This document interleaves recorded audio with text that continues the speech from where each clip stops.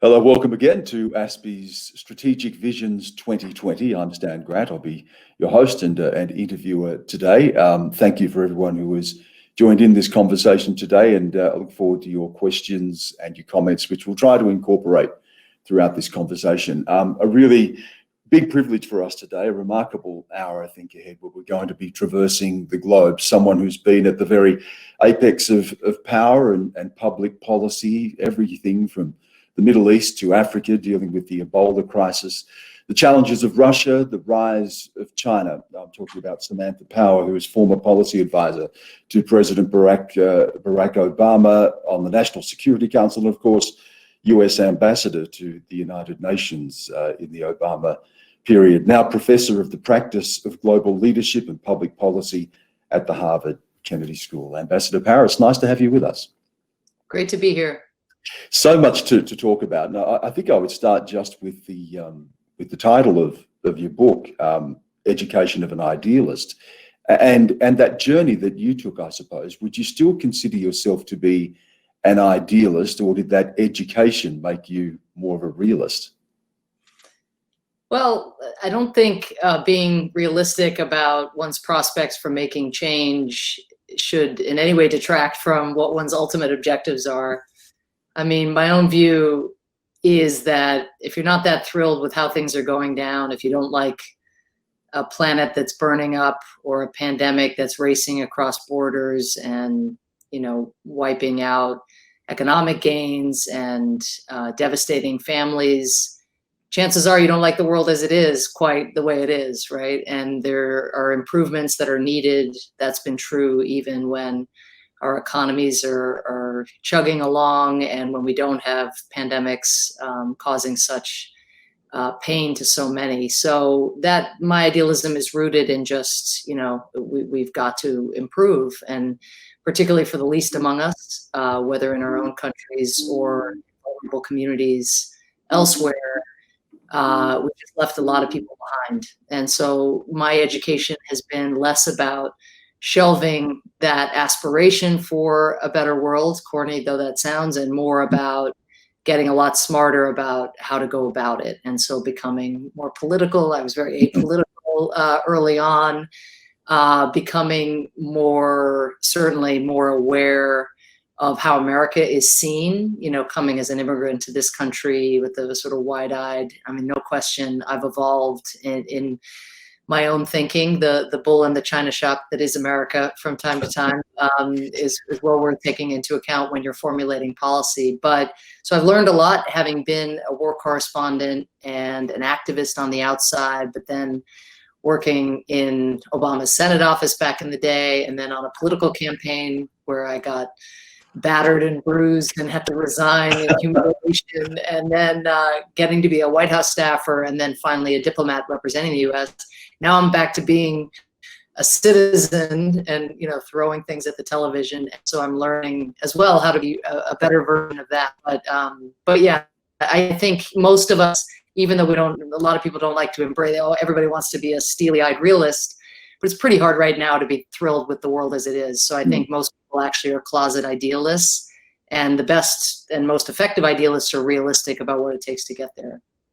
Let's look at that journey. You talk about being an immigrant. Of course, you originally came from Ireland, and that journey to what took you ultimately to the United Nations. A couple of pivotal moments, and just reading through your book, obviously Tiananmen Square in 1989 was a moment for you when you started to be thinking, well, where does this take me? What do I do? What do I bring to this?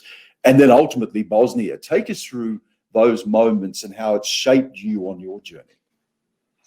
Yeah, it's funny. I wrote about those moments in part because I think once you become a member of the cabinet of the President of the United States, whether here in America or globally, that has a certain, I suppose, stature, or depending on how much you like the president, people have a certain view of it. But there's so much serendipity along the way. I don't know what your journey was like, but I suspect there was a fair amount of serendipity in it as well. And yet for young people, they look and they see what we would call in baseball the box score, the end result, the CV.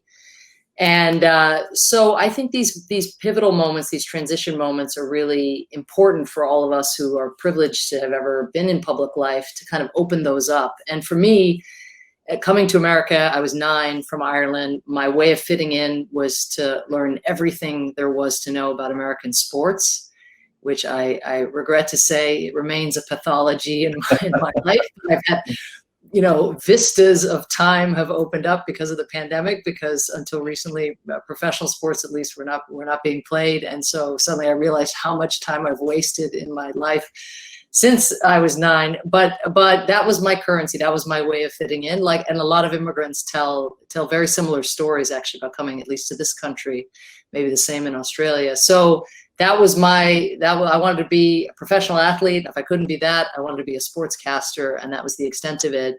But after my freshman year in college, my first year at university, I interned at the sports department of a TV station, and I was taking notes on an Atlanta Braves professional baseball team, San Francisco Giants baseball game, so as to cut the sports highlight on the evening news.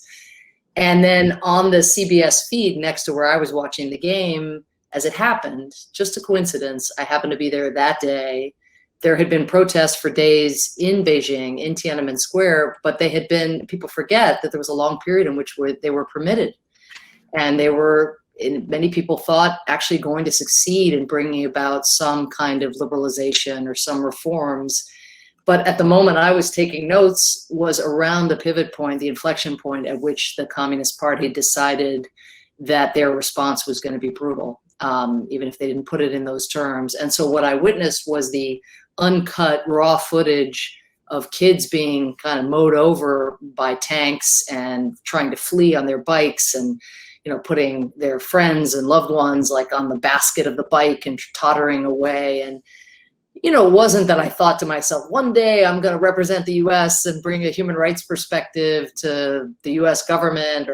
That would have been honestly saying, one day I'm going to go to the moon and build a colony there. It was so far removed from what I knew anything about and what I was good at. And that's, again, why I tell this story for young people, is that I had all the insecurities and anxieties with an appropriate sense of humility, given how little I knew. And so all that happened in that moment was, I just thought, wow, there are people in the world risking everything for the kinds of rights and privileges that I, as an American and as an Irish person even before, had taken for granted.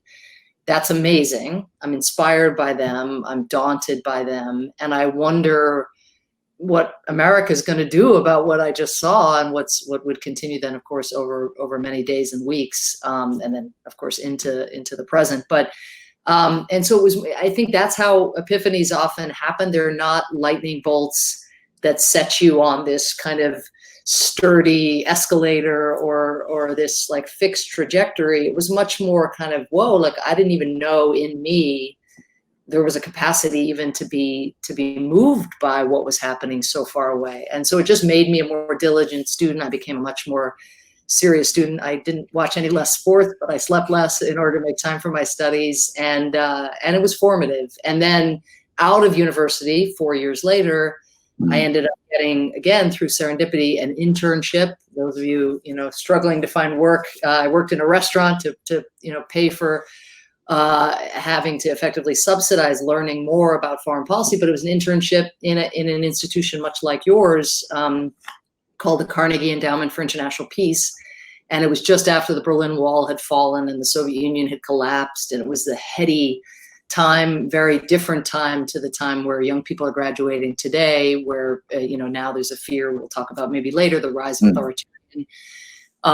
the authoritarian model. But back then there was an idea that authoritarianism had been permanently vanquished and that everybody was trending in a more liberal direction, even though Tiananmen had happened quite recently. And for me, it was just amazing to be among people who really had gone deep on particular regions or particular conflicts or issues like non-proliferation. But the person I worked for cared most about what was happening in the former Yugoslavia. And so here, against this backdrop of liberal optimism, was this carnage, this nationalism, this rendering of ethnic and religious identity as more salient than anything in a person's life. And I will say, as a young person, we talked about my education. Back then, I thought this is like a last gasp of the old. But when I look back from today, living in Trump's America, so many of the tactics that were employed by these tin pot dictators are those now employed by the president of the United States, attacks on the media and desire. I just read today, this is a tiny factoid, but that the Trump campaign has just bought ads in the DC market on Fox News, ads that would be either slamming Biden or praising Trump. I presume if they're in the DC market, they're praising Trump. But I mean, this is the kind of thing you would only have imagined in the former Yugoslavia. That's what you would do, is you'd have an ad or something on TV that your leader would see. There's no reason that the Trump campaign would be competing in the DC area or even in the Virginia area at this point. So this is with an audience of one, this ad and that kind of tactic, but also that rendering of one's, all of us have multiple identities, and shrinking leaders to shrink our identities down to, one or two qualities. And here it's very much on party grounds, but back then it was ethnic and religious and deadly. And so I was a reporter. I felt the frustration of reporting on kind of ghastly events, and the frustration of feeling that the world was not doing much to prevent atrocities. I now look back on that time and actually see the press as having made a very profound difference in ultimately mobilizing NATO to ending the war, but not dealing, of course, with the underlying causes of the war, as military force never does. But that ends up being very foundational to my desire to move away from journalism and get into a role where potentially I'd be in the room with others, trying to think about which tools in the toolbox are appropriate when such gross violations of human rights occur. Yeah, you've raised that question. I was going to come to that a bit later, but I think it's a really interesting question to pursue right now. And that idea of rising authoritarianism at a time when some talk about a democratic recession.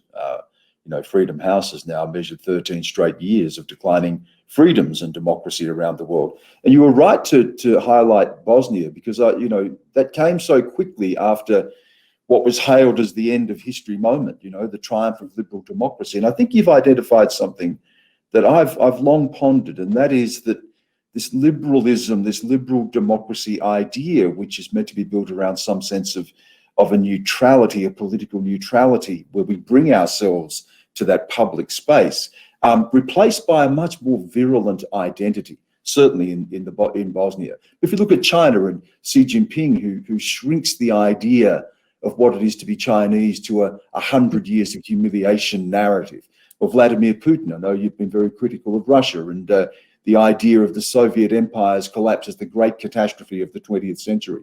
This catastrophizing, this shrinking of identity, this historical vengeance and grievance. Do you see this as a really pivotal moment in our world right now, where there is potentially a viable and potentially durable authoritarian alternative versus a weakening of democracy? How do you explain this moment we're in? Well, let me just pick up before I get to the crossroads I do think we're at right now. I think your points are profound, actually, to take the point that I was making about dynamics within countries and apply it also to national identity. I write a lot in my current book, as I reflected on this life of different jobs and working in and around U.S. foreign policy, but about the extent to which also the quality of dignity, of individual dignity, is insufficiently appreciated, or at least acted upon, operationalized, in governmental settings. And so I hadn't actually, until you were drawing the link between sort of, individual identity within collectives, within countries, and then drawing that to Russia and China. One of the challenges for us is to think, how do you actually meet I don't want to essentialize, but some strand of the Russian psyche, let's say, where it is. So as you say, which resonates very strongly, doesn't it? Yeah, exactly. In other words, but also, so not do what, let's say, we might look back and say that we might have done too much. There was a lot of triumphalism let's say in the US or in Western circles about the Cold War. And for us, it was over, it was done. It was, put that in the bank and move on, but perhaps and I'm not saying this is, again, by any means the full story of Putin's rise or even what he's about. I think he knows the cards to play in order to sustain himself. And I think his own power is paramount for him. But we need, out of a matter of national interest, we in the United States and in Australia, we need to understand what he's able to appeal to and why. And so the fact that he was able to sort of get so much mileage out of the idea of bringing Russia from its knees. Your point about President Xi and the Chinese narrative, so rooted in humiliation and suppression. And this matters also from the standpoint of crisis management, right? Because if the mindset in whatever President Xi's equivalent of the Situation Room, is that this is all about the kind of Western heel suppressing China's rightful aspirations and ambitions, their actions in the South China Sea in some, potentially escalatory moment are going to be quite different than if it is understood that this was an accident, that this wasn't, if, in other words, given the near misses and so forth, in terms of our militaries and our increasingly. Well, he sees South China Sea, of course, as not just a territorial issue, but very much an identity issue. This is China. This is our place in the world. And I think it's analogous, isn't it, as well, to how Vladimir Putin saw Ukraine and certainly reclaiming Crimea. This is something that goes to the very soul of a nation, as well as a fault line that runs between those regimes, their histories, and what is seen as a Western or liberal triumphalism. Yeah, I think I want to come back to your original question, but what's hard to disentangle, given the self-preservationist instincts of both leaders and the power motivation, let's say, by both leaders, is what is the felt pain and the felt aspiration and the felt genuine history, by, as you describe it, in the South China Sea or with Hong Kong or Taiwan or any place else, and what is a recognition of the brittleness of the system and a need to create this narrative of sort of redeemed defeat and humility. And again, we're not going to settle that question here, but I just would, it is all, however organic it is also state made, right? It is also has, not just one Fox Media buy in the DC area, but the entire, state media apparatus cultivating a sense of victimhood and other people seeking to suppress, again, rightful aims. To your question, and I see this in my old stomping ground of the United Nations. We're absolutely at a crossroads. It's going to be a crossroads that endures, into the future, because these systems and the countries that inhabit those systems or are inhabited by those systems are going to be competing and maybe hopefully also cooperating for a very long time. But as you note, more than a decade of freedom in decline, some of the most significant setbacks in terms of freedom writ large in the last several years have occurred in established democracies like mine or like India, for example. And so we've actually seen some pretty significant gains in places like Sudan and Ethiopia and Armenia, but those are offset by what happens in some of the most well-known, the sort of flagship democracies like the US and India.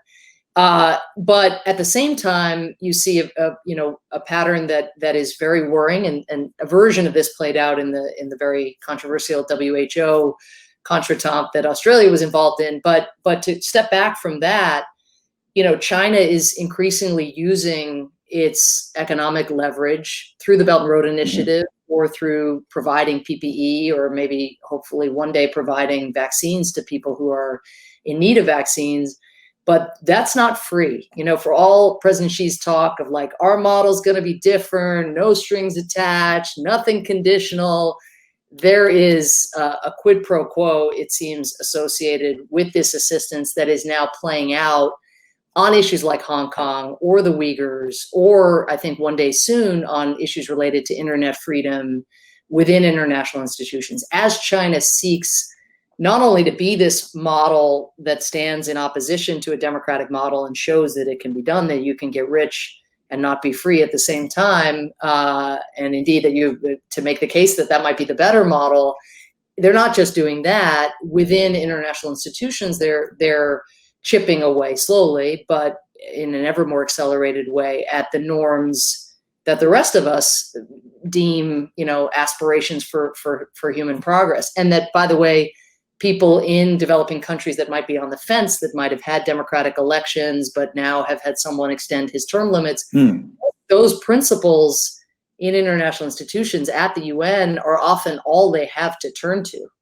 But China knows that about its own national system as well. And that's why it has a vested interest not only in presenting itself as an exemplar, as a city on the hill that governs in a way that bears economic fruit for its people, but it sees it as in its interest to rally coalitions not only of non-democracies, but of countries over which it has leverage in order to try to change the rules of the road. And that is a very disturbing development that has ramifications, for this question of which model, is going to prevail over time. One of the models, that makes it sound too abstract because these are people's lives we're talking about, but one has an awful lot of economic heft and a willingness now to use that heft behind it.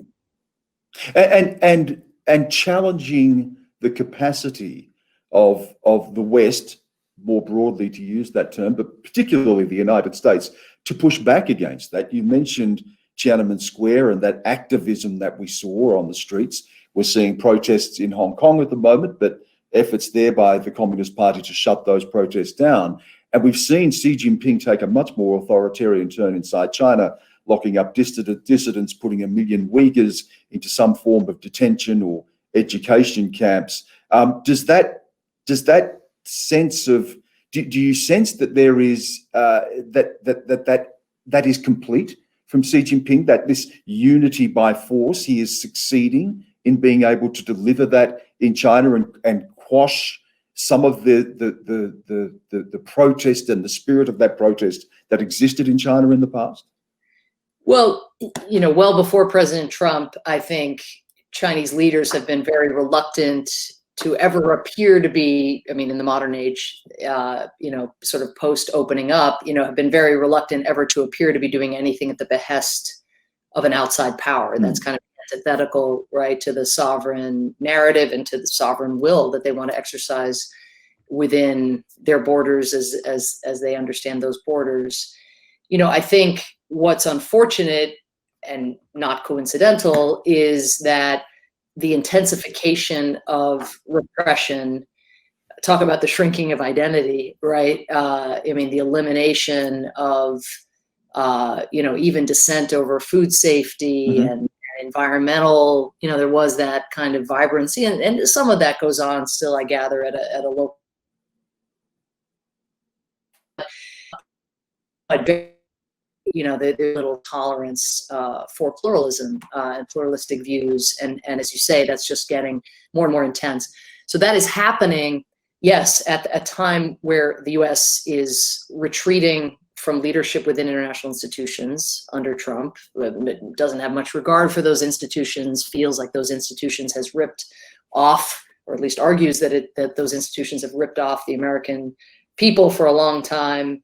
It's coming at a time where, as well, a much more transactional and heavy-handed tenor has been brought to our core alliances.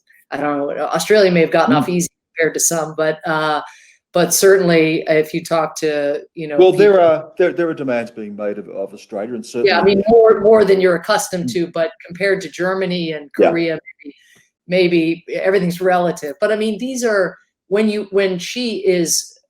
China is rising economically and throwing its weight around, is that the right time to make your allies question your staying power, your bond, your your truthfulness, your reliability, however you want to, sort of slice it. So that's not helping matters, right? The idea that the fact that, whether it's NATO or, key dimensions of U.S. Pacific security and U.S. Pacific alliances, that just people feel themselves off balance and not really sure, about the constancy of the United States. That is abetting, or at least accompanying, what President Xi is doing. So at just the time President Trump shifts into a very confrontational posture toward Beijing, it's not done. Yes, we've I gather, again, coordinated some things with Australia here or there, but I'm sure that your prime minister is learning of America's plans and America's statements and this strategic shift in tweets and speeches in the same way that Trump's closest advisors. This is not a knock on the closeness of the relationship. I mean, Trump's own cabinet doesn't know where Trump is going day to day. And so that kind of unpredictability, if you rewind the clock again, it's not clear that there was anything that was going to affect Xi's calculus, once he decided that with America kind of AWOL and global leadership, this was the time, to kind of pursue the objectives that we know he has had for some time. But part of the enabling environment that he is seeing is American alliances rockier than they have been, in modern memory. And there are real consequences here, potentially very dangerous consequences. There are border tensions between India and China, and we've seen those flare up in recent times with deaths as well. The tensions of the South China Sea you mentioned, the threats against Taiwan and any move towards Taiwan independence. And the consequences they have for allies. There's the ANZUS alliance and what any potential conflict over Taiwan would mean for Australia and the strength of that alliance. How dangerous is this moment? Some talk about a potential drift towards conflict, or a lack of diplomatic capacity to pull these things back in and stop them escalating if there was to be a trigger, some misadventure or miscalculation or accident. How dangerous is the moment we're in right now? I was struck earlier today, knowing I was going to be hanging out with you. I read Kevin Rudd's latest. Your former prime minister has a piece, I think, in Foreign Affairs, and the piece is I think suitably. It's what's the right way? It's I don't want to say alarmist, but it's sort of cautionarily alarmist, I guess. I mean, he sounds, at least from the piece that he's written, worried, and for very good reason, substantiated by the series of confrontations and near misses. But I was struck at the end of the piece. He talks about sort of three foundations that you would need for the U.S., particularly the risk of the U.S.-China conflict, for that risk to be abated or mitigated in some way. So the first is defined areas of cooperation, right? We're all so struck by the risk of confrontation that we can lose sight of the dog that's not barking, which is that actually where is the incentive now? Now we're entangled economically, so there's all of those incentives are kind of background conditions. But what are the channels of cooperation? So in my day as UN ambassador and working for President Obama, it would have been foundationally climate change.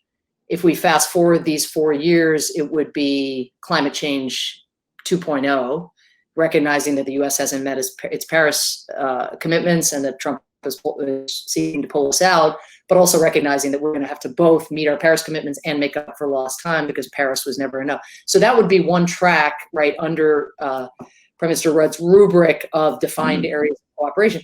Problem, the Republican Party is a climate denialist party, and Trump, still is not on record embracing this as the threat that you in Australia know of all. In light of, I gather, your wildfire starting even 2 or 3 months earlier this year than past year. I mean, I don't have to tell you just what this means practically. And so there's a channel that's not that wouldn't be a stabilizing kind of anchor to something that then has within it built-in areas of competition and confrontation. A second defined area of cooperation that Rudd's piece got me thinking of is, of course, the effort to denuclearize North Korea and get that. But the Trump administration has, I mean, moved from years of us working directly with China, and actually it was one of the rare areas where China was willing to embrace sanctions through the UN Security Council. I worked hand in glove in putting in place the toughest sanctions in more than 20 years. Ambassador Haley, my successor, working for President Trump, built a sequel resolution with the Chinese. When Trump went his make a deal, go it alone, like let's just have a summit without any preparation and do our, not only did that prove that give up, the kinds of things that you would have given up ultimately in a negotiation as you sought concessions from the other side, like legitimation, but it moved out of the U.S.-China track that I can't say was working in terms of getting North Korea not to develop its program, but it's indispensable to any ultimate solution. And we see now the sanctions busting that China is very much a part of, notwithstanding what's on the books through the UN. So we're out of that effort to work with the Chinese. And so there's another area of cooperation. You could go down the list, right? The kinds of, so that was one thing that Rudd pointed to. The second was open lines of high-level communication. And there again, you get to thinking, in a normal, I've been living with Trump for more than 3.5 years, as have you indirectly, but the word normal, doesn't come up. But in the interest of some stabilizing gravity in the other direction, away from confrontation, you would need the people around Trump to be empowered to maintain those channels of high-level communication. But if you're a senior Chinese official, if you are not talking to the President of the United States on a given day, you're not confident even that the channel is a relevant channel. So this dysfunction in terms of governance, which has hurt us so much in the pandemic, also really doesn't allow us to feel secure that if there was, let's say, in a freedom of navigation operation in the South China Sea, some kind of, unintentional clash, where would the de-escalatory moves come from? They might very well have to come from the very highest level. And then the third is that Rudd flagged was mutually understood red lines. And I know I'm sounding very partisan, but it's hard not to when we talk about the U.S.-China relationship at this point. But the challenge with a President Trump is that his conception, especially as we approach an election, is not very much rooted in the national interest as traditionally understood. It's rooted in his own domestic political interest. I mean, and that's not coming from me, a Trump critic. John Bolton, his national security advisor, said that in all the time they worked together, he didn't once see the president make a decision that was based on anything other than Trump's own financial or personal political interest. And so if that's the case right now, I think Rudd's in each of those three categories, which are the ones that we need to get all back on track, hopefully with a successor to Trump. But it gets even more alarming, I think, than the picture that he's painted. That said, last thing I'll say is, given Trump's self-interest above all, there's no appetite. There's a lot of anti-Chinese animus being stirred, and including with really devastating effects for Asian Americans living in the U.S. and hate crimes up and taunts. And it's really disturbing what the effects of this kind of rhetoric, calling it the China virus again and again, and stirring people up in this way. But offsetting that is there's not an appetite for war in this country. There is huge war fatigue out of the overextension in the Middle East. Let's look at what got us to this point. And I wanted to obviously there is the criticism you've laid out about the Trump administration, the shaky alliances or the shakier alliances and the failure to lead, or the inconsistency, as you pointed out there as well. Let me put to you another narrative, and this has been a narrative of criticism of the Obama years, and I'd like to get your response to this. It covers a lot of ground, but the narrative is that on the Obama watch, China claimed the South China Sea and militarized them. North Korea became a fully fledged nuclear armed state. Vladimir Putin reclaimed Crimea, started the conflict with Ukraine. Islamic State, ISIS, which was initially dismissed as a junior varsity terrorist group, ultimately established for a period of time a caliphate and helped kick off a catastrophic conflict across the region, particularly in Syria. Then there was the Libya intervention and what we see playing out in Libya now. How do you meet that criticism? And obviously this is just a broad brush, but how do you meet that broad brush criticism that when Barack Obama left office, for all of the institutional building, the goodwill, that's what the world looked like? Yeah, I mean, I think that, first of all, in the wake of the Great Recession, there was fallout all around the world and I'll come back to Obama in a second, but you see, and also with the fall in global oil prices, which came later, you see different leaders against the backdrop of these kind of structural forces in the international system doing different things. And definitely if your expectation is that the United States is going to meet, any efforts to change the status quo in the international system with military force or risking military escalation, the lesson of the prior administration, of the Bush administration, there are many, but the notion that, military escalation is itself going to be stabilizing when people try to violate the rules. Saddam Hussein was violating the rules. He happened not to be violating the specific rules that George W. Bush invoked in order to justify the war. Namely, he wasn't connected with 9/11 and he wasn't, building weapons of mass destruction, but there were a hell of a lot of other rules he was violating. But the idea that military force is your answer, I think is very questionable. And many of the things that you've described either grew out of the disastrous invasion of the war in Iraq, like the rise of ISIS. I don't think that's something that would not have happened if the U.S. had maintained the modest troop presence, that we had in advance of the U.S. withdrawal. State weakness. This gets back to the point about the Great Recession, but not only that. I mean, basically, all in so many parts of the world, there's been an erosion of state capacity, an erosion of the ability for countries to stabilize their own borders, particularly in developing countries.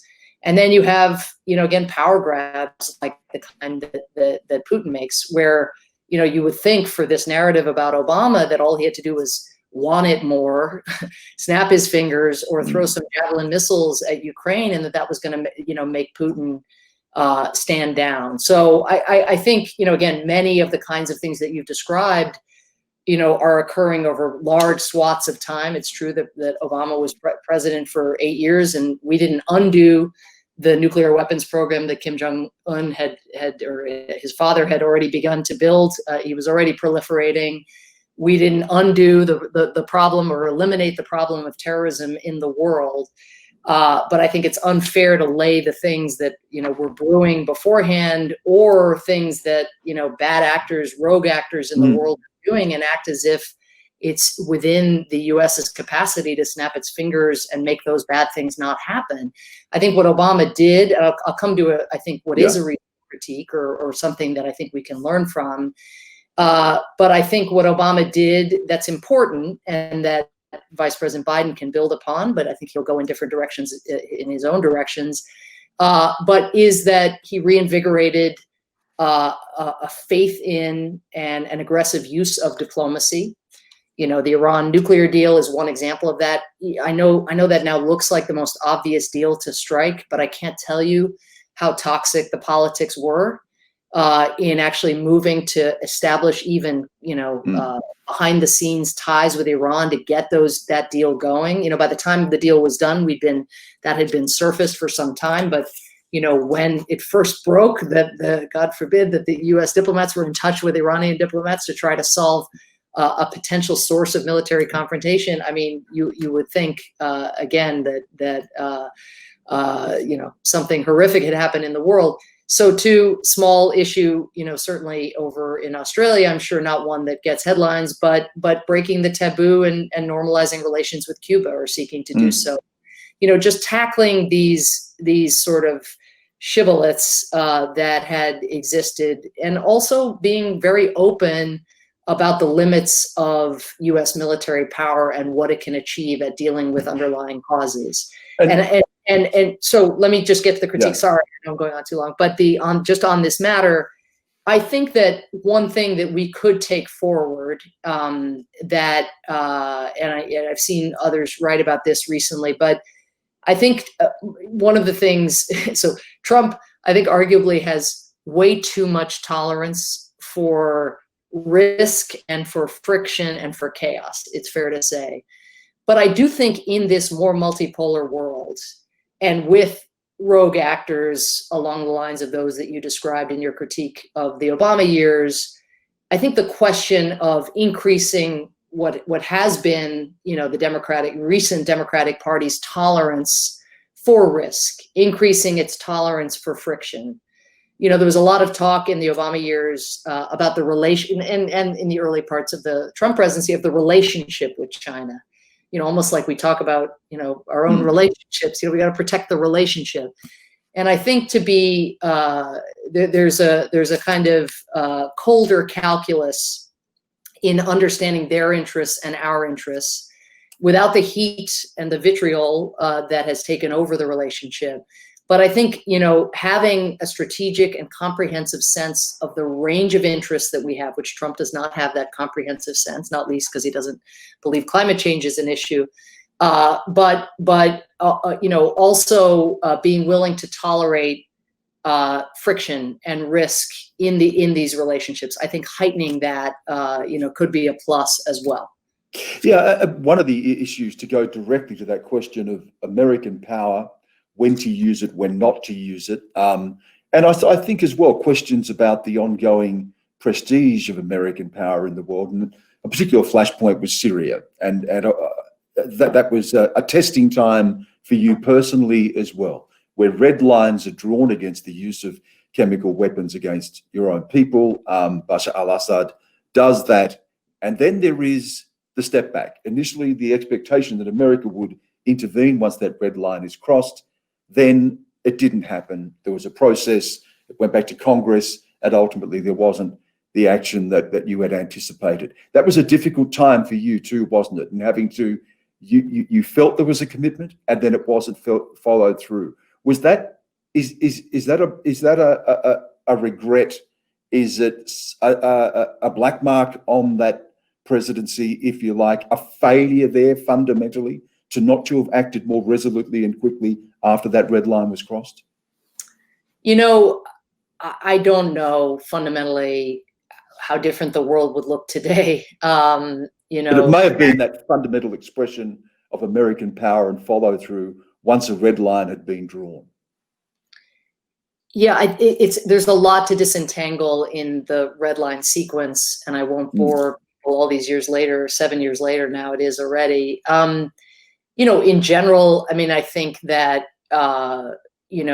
it's really important to retain credibility, that words matter. I'm a big believer in that.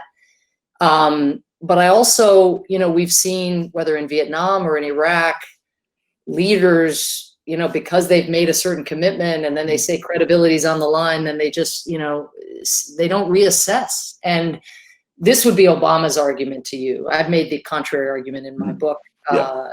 For why I think it was important to go forward. But I make it in a pretty, my claim is I'll come to Obama in a second, but my own claim is quite modest. I'm not claiming that had we done what was on the table, which was limited airstrikes, not even against because you can't strike, the chemical facilities or the places where they're storing sarin that they're using to gas civilians in horrific ways. So you're looking at kind of symbolic, you'd call them bank shot, where you're striking here in order to send a signal of what you don't want to do.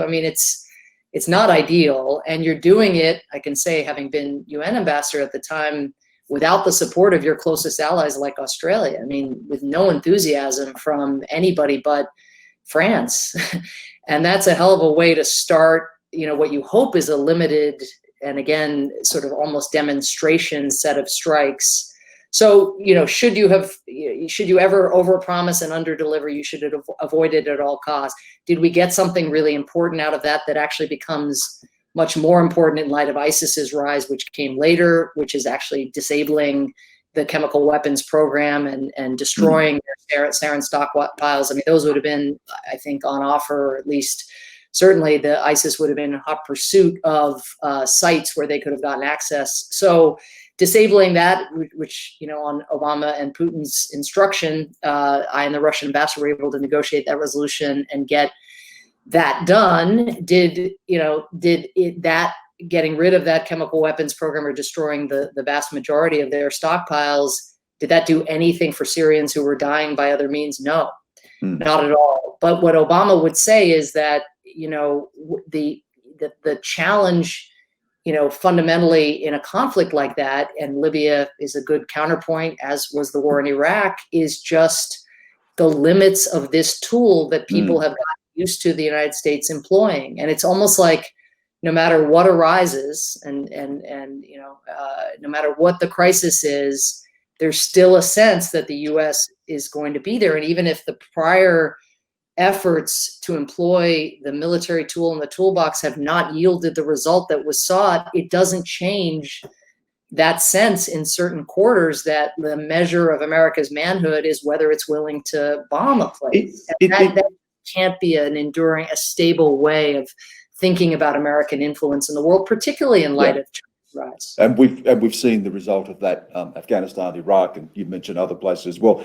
In retrospect, though, did that now open the door for Russia to more firmly embed itself in the region and become an absolutely crucial player in the region? Now, you mentioned the deal in getting rid of the chemical weapons, which Vladimir Putin was able to do directly with Bashar al-Assad to some extent. But it strengthened Assad ultimately. It embedded Russia in the region. And now Russia, no matter where you look, whether it is Libya, Syria, its influence now is much greater, wouldn't you say, in the region? Was that one of the consequences of that action in Syria? Well, I don't think it was one of the consequences of just the red line sequence itself, or, the certainly not the lone area of U.S.-Russian cooperation, disabling the chemical weapons program. I don't see it that way. I think, but Putin certainly grabbed an opportunity, didn't he?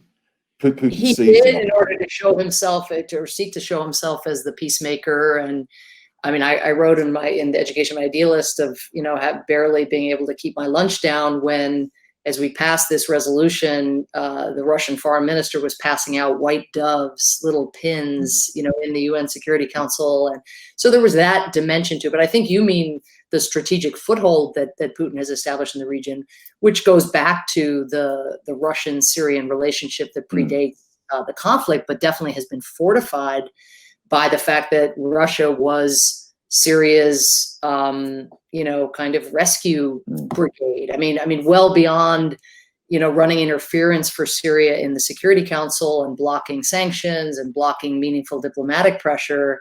The fact that Russia involved itself, militarily, yes, on the Syrian government's request, but it was Russia more than the Syrian Air Force that seized Aleppo and that obliterated civilian apartment buildings and so forth. So yes, there is this disparity in terms of how much military skin in the game Russia was willing to put.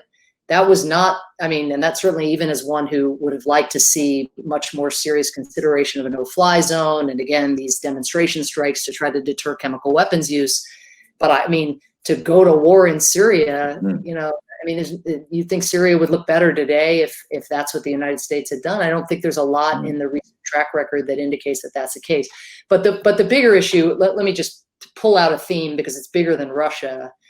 As bad as the Cold War was, where you had the US and the Soviet Union fighting these proxy wars throughout the world, you are looking at something now that is arguably more dangerous, where you have not just Russia, the US has retreated from some of this, but certainly is all in with Saudi Arabia, Yemen war, with disastrous humanitarian consequences, but Turkey, Qatar, Saudi Arabia, Iran, Russia, Egypt, UAE. This is immensely destabilizing, and it makes efforts by the UN I mean, not just the UN, but basically any mediators who are seeking to end conflicts which are lasting so much longer, which contributes to that state weakness and that state breakdown, which makes it easier for non-state actors, including terrorists, to wreak havoc. It makes it harder to get a pandemic in check. I mean, it's all related to everything else, but conflicts are going to last longer as they become more and more complex. And not only are we underinvesting in Australia and in the US in our diplomacy, but even if we were all in and actually, empowering our diplomats and funding them and staffing out in the way that we needed to, it's just getting much, much harder for outsiders to play a role because of the number of stakeholders now who are making money off other people's misery. Can I turn in the time we have left as well to look at the impact of COVID-19? And obviously there's a dreadful health impact, and we're seeing that, most notably in your own country, an enormous economic impact, a global recession, if not depression, that we're in right now. But it also accelerates, doesn't it, some of those tensions that were already there. Before COVID, we'd seen an increasing nationalism in parts of Europe. You've mentioned Russia, China as well. We've seen the mess of the Middle East continuing, and the fraying of a multilateral framework to deal with so many of these issues. The decision to pull out of the Paris Accords, for instance, the pushback against NATO that came from Donald Trump. To what extent has COVID accelerated all of these issues, and how do you see this moment right now geopolitically from the impact of COVID-19? Well, let me say that first that my heart goes out to people who are trying to manage that in Australia as well as here in the US. And I know you have a big surge in Victoria and in Melbourne. And having just been in Melbourne not that long ago with the great Gareth Evans, I'm just thinking about people on the front lines there. And we're here.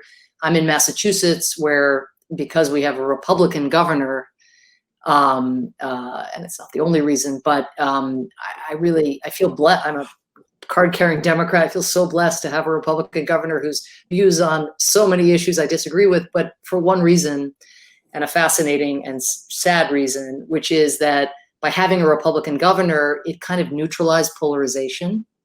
And so Democrats are willing to follow the science. Trump supporters, want to follow Trump, but get confused then when they're in. This was true in Ohio as well and other places. But we're a Democrat majority state, but with a Republican governor who was able, I think, to bring our state together because if you compound just the wiliness of the virus and just how irrepressible it seems with political polarization that causes people to disregard the advice that they're getting from experts, it's doubly heartbreaking in a way, because it just feels like an own goal in so many respects. So, but just thinking of you guys and everybody's watching what's happening there, we're very afraid in Massachusetts that we're about to see a similar return, having actually gotten the virus in check, as people just inevitably you think you're past it, and it's so much more potent than you want to believe. So thinking of you all on the sort of COVID as accelerator, COVID as revealer, I think it is both. Starts as a revealer, and then, for example, of the economic disparities, health disparities in the United States, where you see people of color and low-income communities just getting shattered. The mortality rates much higher than their comparable, more affluent counterparts. So it's a revealer, and then it's an accelerator because, it's what's left in its wake. The communities that can get their arms around the virus can send their kids back to school. Communities that don't have the infrastructure to begin with can't, and then you get kids losing, 3 months, 6 months, maybe as much as a whole another year of school.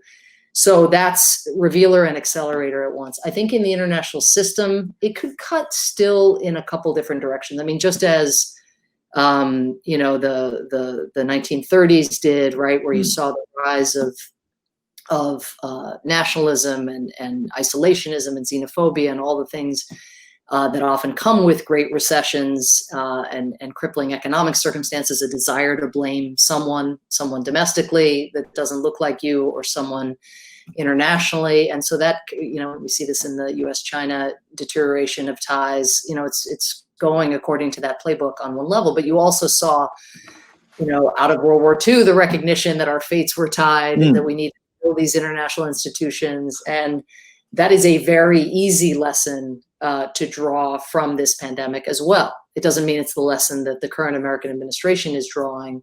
But, let's say, to just play out the scenario, if you saw Biden's current poll numbers sticking and something that is almost, I don't think that will happen. I think they will tighten probably substantially between now and November, but we're only a few months away. If there was not only a defeat of President Trump, but a sufficient repudiation at the polls that forced a reckoning with the kinds of ideas that are at the heart of where your question was going, right? Nationalism, a sort of sense that you can go it alone in the 21st century, a desire to blame the other and not take responsibility. However you denial of science and facts and expertise and all that, whatever you might like about Trump's policies, there's a set of tenets that are pretty new to the Republican Party also, including a hyper-protectionist mindset. And if out of the election you saw a repudiation not just of the man, but of that set of tenets, and Biden swept into office, with more unity in the Democratic Party than we've seen in, generations, you could imagine both, this crisis being used to tend to some of the domestic, degradation that has been occurring in terms of inequality, in terms of those disparities and so forth, but also an investment in the just cold reality of the 21st century. This gets back to your first question about realism versus realism. It's not airy-fairy cosmopolitanism to say we need institutions that can coordinate our response in a more effective way to global pandemics. Like, that's realism 101. It happens to require moving beyond nationalism and actually maybe giving something up and being willing to compromise with countries that, whose approach may not align linearly with your own. But so I think, if you play out that scenario and you see dynamics like that in a number of parts of the world where both, dynamics are there at once, people who want to blame others and people who are just like, geez, can we just get with the program in the 21st century? Like, we've got to recognize that our fates are connected or we're doomed, right? That, like, the coldest realism of all and the most nationalistic mindset of all, right? Which is, we want to advance our national security. We just recognize that doing so requires working with others. And it relates also to the question of military conflict and the risk of that, as things get more and more heated with China. That nationalism can go in that vitriolic direction, and it can go in a direction of, we have to save our country and our planet from climate change, and that requires carving out discrete areas of cooperation and having very blunt discussions about how out of control nationalistic rhetoric on both sides can get, and how crimped the decision-making space, even for a dictator like President Xi, can become, as you unleash this kind of fervor, fever. And just a final thought from you then on that. There's so many, there's so many issues you've laid out there, and so many ifs as well, given how unreliable the polling has been in the past, particularly in 2016, given the political polarization of the United States and so many bubbling tensions there, cutting across so many different aspects of society. But if there was a change and if there was a Biden presidency, what immediate impact, when you're looking at China, you're looking at a Sino-Russian alliance that's strengthening, Iran, perhaps reinstating the Iran deal. There is the Paris Accords, perhaps reinforcing that. South China Sea. There are so many issues. What would a Biden presidency bring immediately, and what would the immediate priorities be, given all the issues that we've discussed today? and those tensions and fault lines that you outlined in that last answer to the impact of COVID-19? Well, it's a great question, and I could go in a lot of different directions, and Biden will go in a lot of different directions if he is the winner. And believe me, we all have PTSD around polling. So lest you think that anybody's getting place and we're all about to have nervous breakdowns, he could be 30 points ahead and nobody would be believing the polls who's supporting Biden at this point. I mean, given the risks of what 4 more years would mean. But I think, the way I would answer your question, and this isn't, special pleading because I have an Australian audience, but, first, the domestic investments, getting our domestic house in order. I don't think there's been as acute an understanding of the extent to which that is our foreign policy priority, as now. And so I'll come to the actual foreign policy piece of it, but that's not just, we always would say, the strength of our democracy is our best form of leadership internationally. But what we've done on the pandemic, leading the world, in this way, in deaths, in infections, and not being able to even do the basics, right? It's just the loss of confidence. I mean, whatever Trump has done, in terms of pulling out of this or blowing up that and not having a remedy for that and insulting this and, not taking nation of immigrants out of the mission statement of the Center for Citizenship and whatever, compared to the mismanagement and the loss of confidence in the United States in showing us here, leading the world in our mishandling of this pandemic. I mean, I think nothing compares. And so the urgency of the domestic investments that Biden's going to need to make at a very tough economic time, devastating economic time, can't be overstated. But in terms of foreign policy, this is the special that may sound like special pleading. I think it's alliances, and it's alliances not only, but very much those rooted in shared values.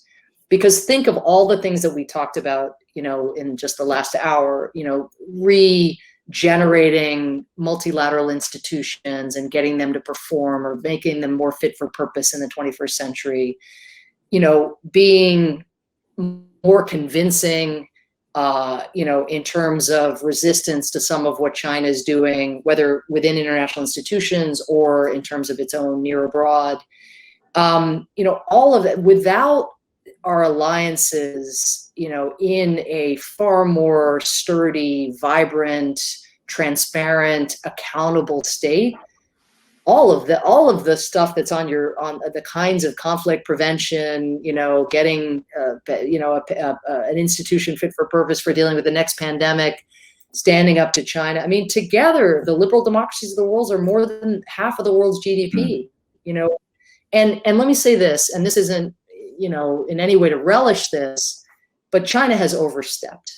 Right, this in Australia. I mean, and what you've experienced in terms of beef and barley, for an investigation into a pandemic that started in China, I'm sorry, that's a perfectly reasonable thing to be for, and credit Australia for taking the lead because the U.S. was vacating a leadership role, and credit it for getting at least an investigation across the finish line for all the imperfections we know of and all the dependency on China and getting that done.